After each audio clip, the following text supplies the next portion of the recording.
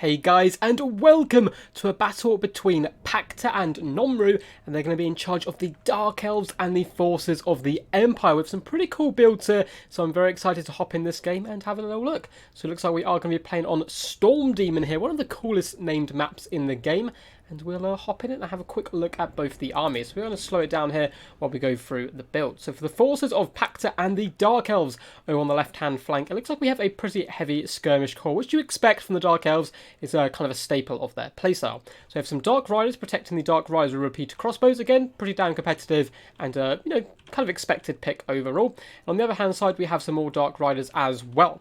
Now for the main front line, he's gone for Dread Spears, cheap and cheerful chaff who can hold the line for a decent amount of time while the rest of their build really soaks up that damage, or deals damage, sorry, as these guys do in fact soak it up there. We have a Reaper Bolt Thrower as well to try and entice the enemy in, and can do some pretty decent damage as well up against the big threats and cav that the Empire forces can bring. In the back line, he does have the Sisters of Slaughter and the Regiment Renowned Witch Elves, Sisters of Sing and Doom. These ladies pretty damn nasty, of course are immune to psychology, and at the same time can make your opponents rampage. These guys, combined with spears and so forth, can easily deal with Empire Knights very effectively, and they're fantastic at tearing up enemy light state troops as well. In the back lines, it looks like he has 2 units of the Cold One Knights. Fantastic backline protection, can go toe-to-toe with almost all of the Empire Cav, apart from Demigryphs. He, of course, has the 2 Squadrunner Chariots, considered very, very competitive in the Total War multiplayer scene. They get nerfed not too long ago, but still very good utility, decent long-range AP missiles, and can also be used as light chariots running over friend and foe alike. Up in the sky, we have a pretty cool lord. We have the Supreme Sorceress on top of her manticore, looking incredibly epic and badass here, as nice tattoos all over as well to add to the extra fearsomeness of this manticore. She's going to be rocking the Pendulum, the Enfeebling Foe, and Melkov's Mystifying Miasma. Honestly, I've been a big fan of the Shadow Mages for quite some time now, especially in the Norsca matchup. I've been using Shadow quite a bit, but it's nice to see someone who isn't a Marathi or Malekith, who are definitely considered the most competitive picks.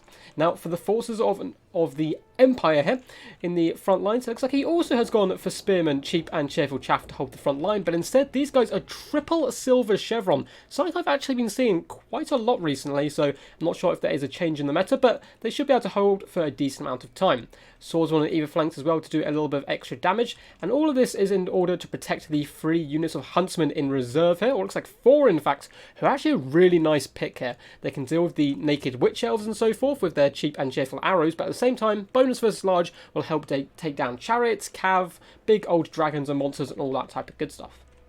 It looks like he's gone for 1, 2 and 3 units of the Knights of the Blazing Sun. Big fan of these guys as well. Not only do they look incredibly badass with their magical lances there, but they also have a bit of magic resistance which can help, and flaming attacks. So they're going to be getting in there and doing the dirty work.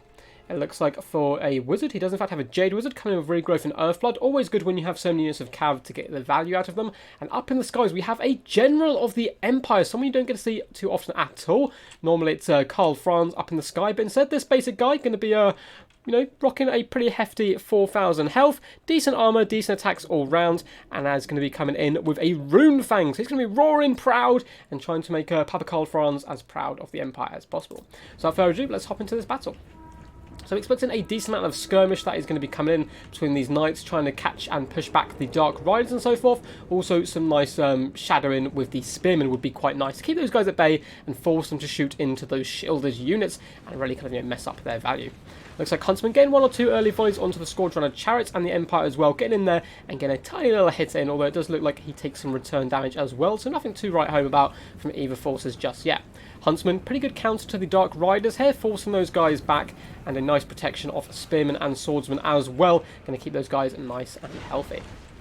It looks like the archers have switched their targets in the front line to pop on top of the Sisters of Slaughter. Fantastic idea, as these ladies do only have 5 armor, which is pretty pathetic. And the Spearmen and Dread Spears are going to be hopping in here, and this is actually going to favour the Empire for the most part, apart from whatever the Sisters of Sing and Doom and Witch Elves are. Looks like they're trying to overload this flank here, trying to push into the back lines. There's a lot of Empire Knights around as well. Looks like these guys are going to be charging into the front line for the most part, trying to get some decent value.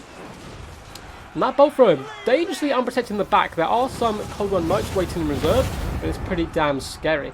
Nice pendulum coming in on the Huntsman, doing some pretty huge work. The Empire Knight just going to, or the Empire General, sorry, just going to be shadowing the Supreme Sorceress, trying to keep her at bay, as the Sisters of Slaughter do get dragged down. So a nice start so far by the forces of the Empire. And the Jet Spear's not doing too bad up against this Spearman. It's a bit of a kind of a wet noodle contest. Looks like some Huntsmen have unfortunately been mismicroed as well into the front line, so they need to pull back. As in come the Sisters of Sling and Doom, going to be chasing down the Huntsman, and there needs to be some Knight support here, trying to butcher these ladies before they get in there and do too much damage. So the battle has kind of devolved into an absolute mess at the moment of the Dark Elves trying to push it into the back lines, and the Empire desperately trying to protect. We have Spearmen and the General of the Empire forcing back all these cav units and chariots on this flank. And on the other side, it looks like Empire have started to secure the lines with Knights of the Blazing Sun charging into Sisters of Sling and Doom. Cold War Knights counter-charging as well. So a fast and furious battle so far. A couple of the Dark Riders have managed to sneak into the back line, but they're going to be taking a charge from the Knights of the Blazing Sun. And Dark Riders certainly do not want to be doing this. Knights of the Blazing Sun will outmatch them in almost every single aspect. However, they have been dragged out of position, and that has allowed another unit of Dark Riders to hop in on top of the 2 units of Huntsmen. Although Knights of the Blazing Sun get a nice counter-charge in and forcing these guys off relatively quickly here. So Supreme Sorceress happy up in the sky so far, protecting this range core of the Bolt Thrower and the 2 repeater crossbows. Cold War Knights as well can work as really good backline protection to keep those guys nice and happy. Sisters of Sling and Doom not doing too bad so far, up to 85 kills, but are now getting run over by Cav and consistently shot by Huntsmen, which is a perfect target for them. These guys can go down very, very quickly. But all along the front line, the forces of the Empire are slowly starting to struggle and fall apart due to the constant pressure from all angles by the forces of the Dark Elves. Supreme Sorceress floating over the back here. Very, very dangerous. Going in for a charge, in fact, on top of the Knights of the Blazing Sun, it looks like. This is a risky play, as there is still 3 Knights of Huntsmen all active near her. And they can simply switch their targets and do some pretty decent work. But it looks like they're trying to get rid of the mobility of the forces of the Empire. Not a bad shout at all. Cold War Knights do start to engage with Knights of the Blazing Sun. But in comes the General of the Empire, popping all his buffs, wanting to go toe-to-toe with the Supreme Sorceress. Looks like a loyal Cold One, though, does instead block the path and allows the Supreme Sorceress to escape. She certainly wants to get out of there as quickly as possible. Now, a large part I've noticed that's going on in this game, the Empire backline is constantly being harassed and shut down. It's having to move, fire at targets it doesn't normally want to shoot. Whereas this bolt thrower in the backline has been able to fire the entire game unimpeded. Looks like there are some Spearmen routing, and if these guys do return, which they should do with quite a decent amount of leadership and 52 models left, they can now hop on top of the Reaper bolt thrower, and it looks like swordsmen are now starting to push through as well. But is it too little too late? Balance power is in favour of the forces of the Empire so far. Scourge Runner Chariot starting to be used in combat to run down the Huntsmen, and it looks like the Huntsmen are all getting overwhelmed, or all 3 units being shut down here. Looks like the 4th unit still just about active, being assisted here by Jade Wizard, and Knights of the Blazing Sun do come in for a thunderous charge down the flank here onto the Scourge Runner Chariots. Should be doing some decent work and dragging those guys down. Scourge Runner Chariots are not good in sustained combat at all. And Empire forces are starting to return, though, to come back and protect their back line. The General of the Empire is still relatively healthy as well, just floating around. He needs to try and get to grips with that Supreme Sorceress of Shadows, but it is pretty tough. So it looks like he's popping on these Cold One Knights, and with the help as well of some healing. Although it looks like he changed his mind, and the healing did in fact go down over here instead. But he should be able to deal with the Cold One Knights. Yes, they're anti-large, but General of the Empire is certainly no slouch, and he's going to be hacking these guys down with pretty much, pretty good ease. Scourge Runner Chariots now, though, can do some consistent damage to him as well, but it looks like they are starting to run out of ammunition here. And have the Dark Elves started to run out of steam? Game's certainly gone pretty well for them so far. The forces of the Empire are pretty much at complete disarray. These Cold Knights need to start getting active and chasing down routing units and returning units, forcing them away from the main engagement. And that way, he'll be able to use the Dark Riders with their crossbows to take down the General of the Empire, who is getting a fat regrowth. Very nice micromanage. It looks like the Reaper bolt thrower crew did in fact escape the swordsman by dropping their pieces and simply running for the hills. It looks like the Supreme Sorceress as well float into the back lines to try and protect and get these guys active again. Now, Supreme Sorceress, yes, she may be a mage, but onto the Manticore, she is a decent melee combatant and will certainly be able to clear up state troops with real ease. General of the Empire floating around, so it looks like a bit of rallying going on by both sides here, both trying to secure their back line once again. But Dark Riders still reaving through the back lines, hopping on top of Huntsmen with chariots, just darting, bouncing between combats, shattering troops where possible, and going to make the last bit of the game as easy as possible for them. But the balance of power relatively healthy in the forces of the Empire's favour.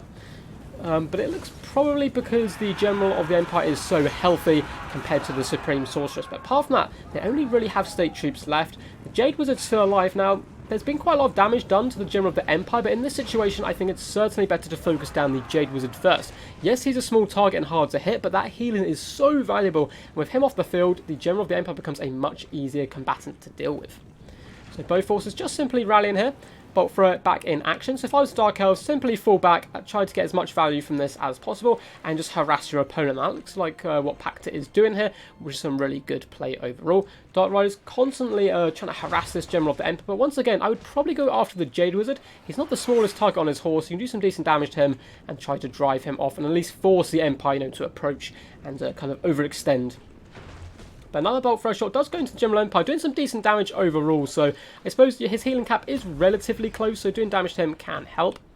It looks like in the back here we do have an Arcane Conduit going off by the Supreme Sorceress, probably conjuring up her next trick soon. We'll see what it will be. She's had some really nice pendulums so far. Up to 82 kills is certainly no joke.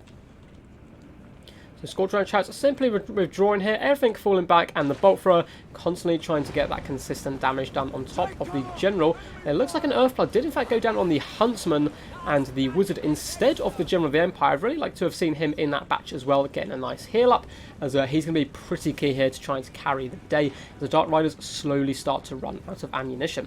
So it looks like this is it, guys. The final showdown of Ultimate Destiny is starting to come together here. General Empire tries to pop on top of the Squadron Chariots. Certainly not a bad idea at all. Take away the mobility of the Dark Elves. But these guys are completely out of ammunition, and it's going to allow these Dark Riders simply to get some free shots into the General. Not too much chance of missing either at such close range. Just as I say that, half the arrows do in fact seem to sail by him, but he can now chase these guys off pretty effectively. The second Squadron Chariot, though, is starting to run through the back line, still getting great value as that poor Jade Wizard attempts to chase him as men of the Empire are dragged behind the hooves of the horses and the crunching wheels of the chariot. Getting some really good value there, up to 75 kills. And the Empire just basically completely surrounded here. It's going to be pretty tough to see them win. Yes, they have the superior infantry force at the moment, but with the Cold War Knights available and the Supreme Sorceress, they can certainly go toe-to-toe with the General of the Empire, who has Melkov's Mystifying Miasma popped on him, slowing him down and making him an easier target for these Dark Riders. Looks like the Jade Wizard manages to finally banish the Squadron and Chariots to the outer reaches of the map, who's going to be getting forced off. And in comes the General, hopping on top of the Spearman, just trying to terrify and break as many Dark Elf forces as possible and endure the crossbow fire, which is not going to be the funnest job to do, but someone's got to do it. A fat regrowth has come down as well. Looks like an overcast one. Not sure if it was needed. Although, if he takes damage, I suppose it does, or add up and help. Enfeebling Foe popped on him, however, and Cold War Knights darting the Supreme Sorceress, hopping on top of this General, and he is going down quick, even with all his buffs active. Enfeebling Foe is just so dangerous. All of these hits come in, and one man, he's no Karl Franz. He's not going to be able to take this much damage. He has Rampage as well. There's no way of getting him back up into the air and escaping. It looks like he is in fact going to start routing. Supreme Sorceress can now simply get up into the air and chase him off. Looks like Melkov's Mystifying Miasma has been popped on him just to slow him down as well, hopefully allowing her to catch back up. The Reaper Bolt Thrower crew is in fact having to move into close combat, and you can see the Force of the Empire still stand relatively strong, and the Force of the Dark Elves are basically all the dregs of the army left. They just have one or two quick moving units. So 10 Cold War Knights here, and consistent cycle charging for the Chariots may be enough to do this. The Dark Riders are almost out of ammunition as well. It's really going to come down to, can the General of the Empire rally here, come back and support his troops without getting sniped by the Supreme Sorceress? As of course, she's on a big terrifying monster, it will cause terror, and in the late game, that can really affect a, beleaguered force such as this. A nice Earthblood coming down though, healing up all of these state troops, and of course the triple silver chevron going to help assist them, but a nasty pendulum coming down here. Oh, that's so deadly. It didn't do the biggest amount of damage, but you can see all of these troops starting to waver. In fact, some of the Huntsmen do indeed shatter, and the Supreme Sorceress does pop down on the Jade Wizard as a big strike comes in with all the Dark Elf forces being chucked into the mix in an attempt to break them here. And it looks like those Dark Riders did manage to chase off the Empire Captain as well. In fact, it looks like he died. That looks like a broken wing there buried inside the mountain. Overall, really good play, very, very Pyrrhic victory. So let's go to the end stats and do a tiny bit of analysis here. So well done to Pacta, and a massive thank you for sending this in, and also to Nomru as well. Really cool build overall from both players. Nice to see some of the basic lords being used instead of, Karl Franz, Malekith, and all the standard guys that you kind of expect here. And honestly, really close games. So first we'll go over the Empire build just a little bit. The triple silver chevron spearman is something I've been seeing quite a lot recently, even sometimes going all the way up to gold. hold. It just makes them hold for an absolute eternity, and they can then, as well, once they have all those chevrons, beat back the Dread Spears very, very effectively. So nice pick overall. Nice that Blazing Sun did some good counter-charging as well into the front lines, helping to shatter, some of those Witch Elves pretty early on, and also deal with some of the Dark Riders. 94, 13, 83 kills is, certainly respectful. Now for the Forces of Pacta, I absolutely love the Supreme Sorceress of Shadows play here. Really good pendulums, helped break down those tightly packed formations of Spearmen, and really helped swing the engagement in his favour. Enfeebling Foes and Smelkoff's Mystifying Miasma as well really helped to deal with the enemy general, and just being on the Manticore allowed him to bounce around the battlefield and hunt down units as well, which were trying to pressure his back line. But really nice back line protection and pressure overall. And again, of course, fantastic Scourge Runner Chariots. I faced Pacta a couple of times as well in the past, and his chariot play is really top notch. 76 and 122 kills is disgustingly good there.